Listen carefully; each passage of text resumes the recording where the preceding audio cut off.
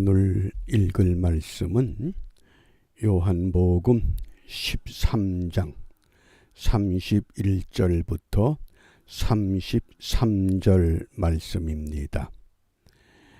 묵상의 주제는 인자의 영광, 인자의 영광. 우리가 영광이란 단어를 생각하면 어느 누구보다 뛰어나고 앞장서고 모든 일에 본이 될 만한 우뚝 세워진 그런 모습을 생각하게 됩니다. 그러나 본문에서 우리 예수님께서 인자의 영광 이렇게 말씀하셨을 때 이것은 십자가를 의미합니다.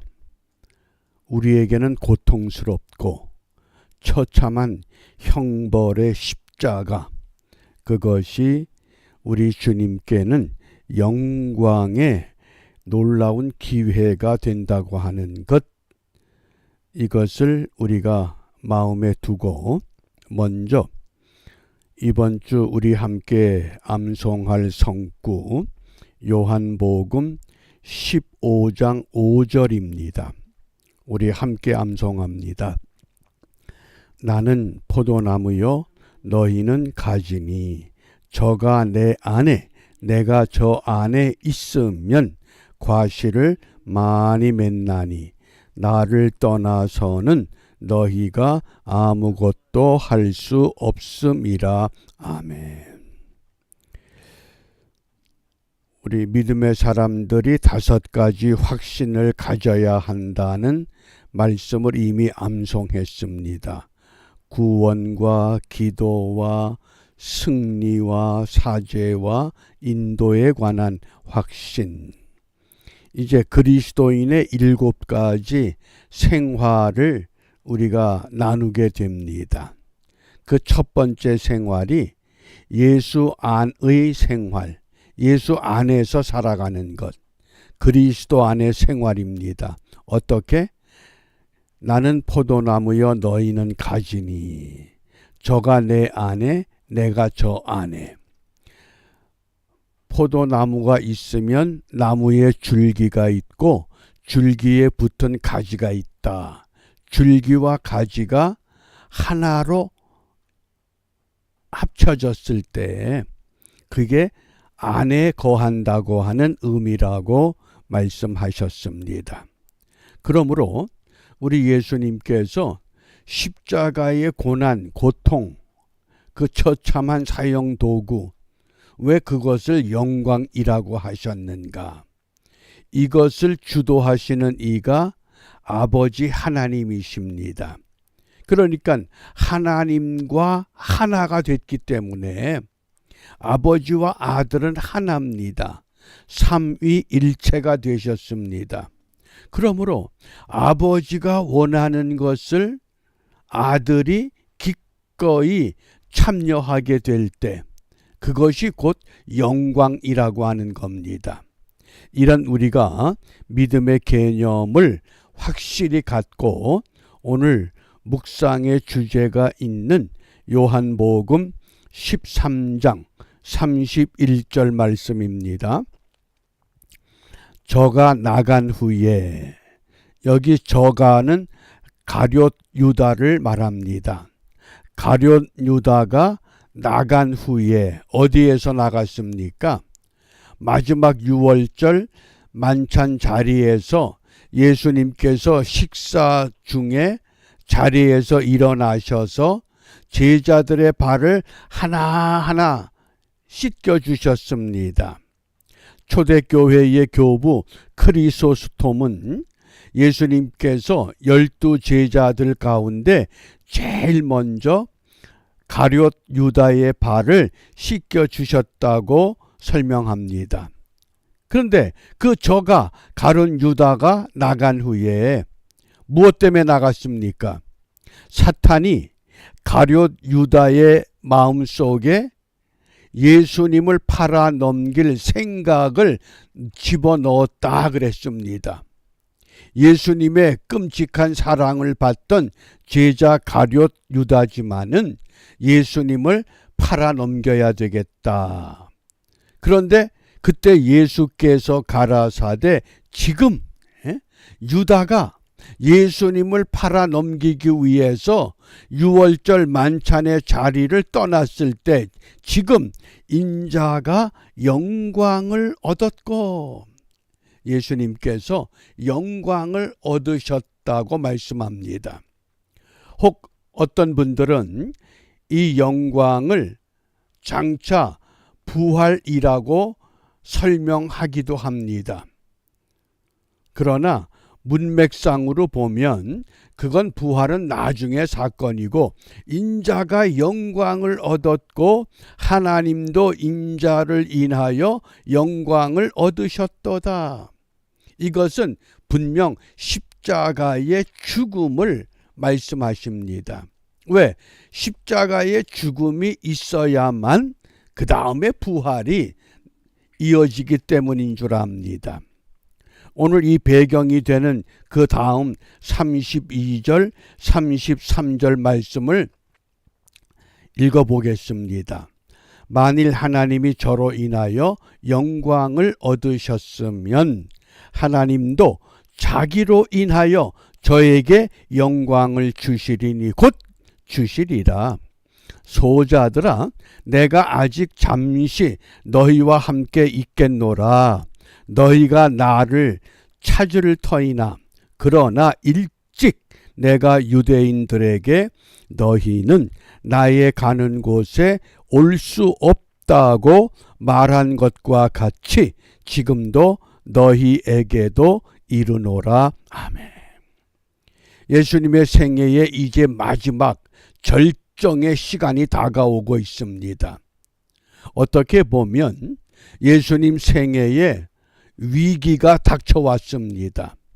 이 위기라고 하는 이 단어가 위험과 기회를 하나로 묶은 단어입니다. 그러니까 위기는 뭡니까? 위험한 기회다. 이 위기를 잘 넘기면 좋은 결과를 얻을 수 있지만은 이 위기를 잘못 넘기면 어떻게 됩니까? 위험하다는 겁니다. 예수님의 십자가의 사건을 통해서 이 위기를 예수님께서는 이 위험한 기회를 부활의 영광으로 바꿔놓으셨습니다. 저는 이 아침에 이 말씀을 묵상하면서 우리 예수님의 이 탁월한 지도력, 이것을 깊이 생각해 봤습니다. 왜? 현재 우리 자유대한민국의 이 상황이 정말 위기입니다. 입법부, 사법부, 행정부, 삼권 분립이 분명히 명시되어 있지만은 삼권 분립이 되질 않고 서로 자기들끼리 이상한 방향으로, 오죽하면 외국의 언론에서 한국의 이 사법부를 어떻게 비난하느냐, 한국의 판사들은 몇십억씩 돈을 주면 판결을 자기들 마음대로 결정한다는 겁니다. 이게 얼마나 수치스러운 일입니까? 그런데 오늘 우리 예수님께서는 이 위기를 어떻게 극복하시느냐, 이게 놀라운 우리 주님의 그 십자가의 사건을 통해서 오늘 우리가 기도할, 우리가 어떤 지도자를 세워달라고 기도해야 되느냐, 예수님 같은 지도자가 있으면 얼마나 좋겠습니까? 우리 현실하고는 맞질 않기 까닭에, 그러면 적어도 역사적으로 바람직한 지도자는 어떤 지도자인가? 그 마르쿠스 아울렐리우스라고 하는 로마 제국의 16대 황제, 이 아울렐리우스는 황제이면서 동시에 철학자입니다. 스토아 철학에 아주 유명한 이름을 떨치고 있습니다. 그 아울렐리우스가 쓴 작품 가운데 명상록이라고 하는 유명한 책이 있습니다. 그 책에 보면 지도자의 4가지 덕목을 소개합니다. 그 4가지 덕목을 우리가 생각하면서 오늘 우리에게도 이런 지도자를 세워 주시옵소서. 왜? 이 위기를 우리가 극복할 수 있는 방법이기 때문에 첫 번째는 지혜로운 지도자입니다. 지혜가 뭡니까?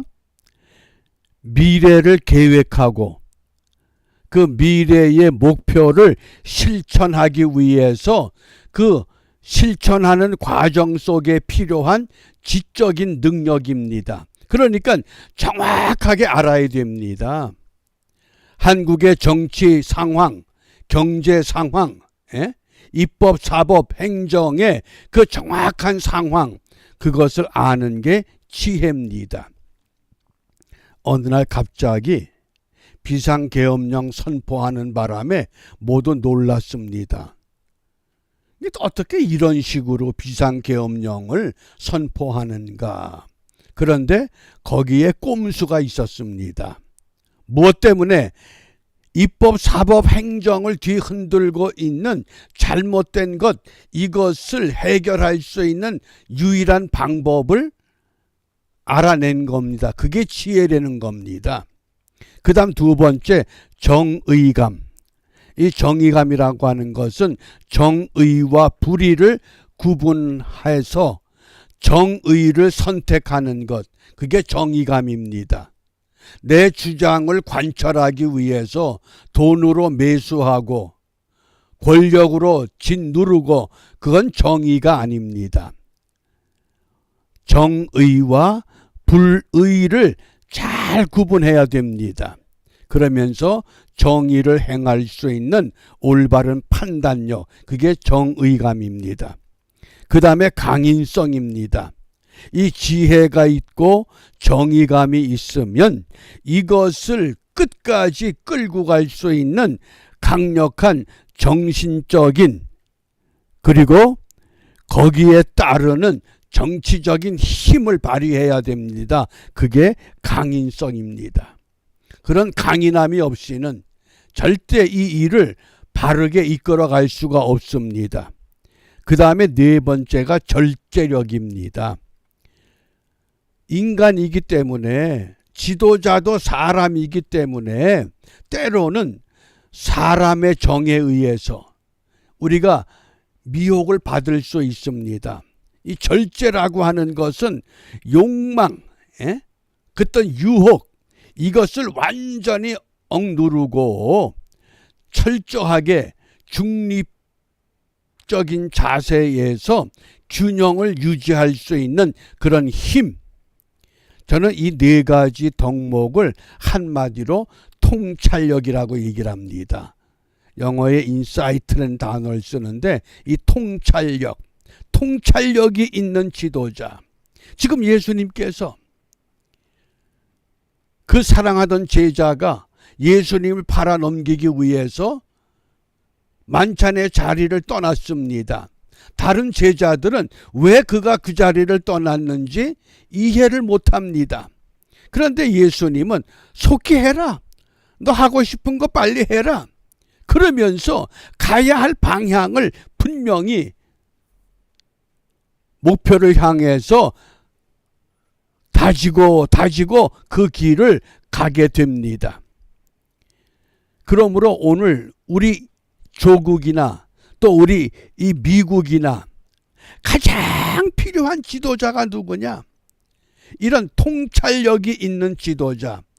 이걸 우리가 신앙적으로 말하면 영적인 능력 그럽니다.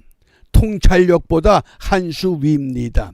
우리 예수님은 영적인 존재, 완벽한 영적인 능력을 소유하셨기 때문에 그러한 지도자를 우리가 얻지 못하면 적어도 아우렐리우스가 이야기했던 명상록에 소개된 이 통찰력 있는 지도자, 하나님 이런 지도자를 세워주셔서 이 위기를 극복하고 전 세계 어디를 다녀봐도 정말 나라를 사랑하고 하나님을 사랑하는 어떤 민족, 어떤 집단을 하나님이 쓰시고자 할 때 쓰임 받을 수 있는 준비된 믿음의 사람들, 우리가 내 자신이 먼저 그 일을 위해서 헌신할 필요가 있습니다.